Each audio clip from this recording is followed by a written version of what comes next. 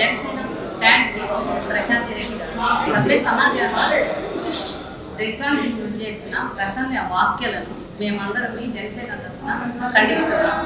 ఒక నెల్లూరు జిల్లాలో మొట్టమొదటి మహిళా ఎమ్మెల్యే ప్రశాంతి రెడ్డి మేడం గారు తను భారీ మెజారిటీతో ఈరోజు 50,000 ఓట్ల మెజారిటీతో ప్రశాంతి రెడ్డి మేడం గెలవడం జరిగింది. అయ్యా ప్రసన్న, నేను ఆరు సార్లు ఎమ్మెల్యే, మా నాన్న 6 సార్లు ఎమ్మెల్యే అని మీరు చెప్పడం జరిగింది. రాజకీయాలలో మీరు నేర్చుకున్నది ఇదేనా అని మేము జనసేన పార్టీ తరఫున అడుగుతున్నామండి.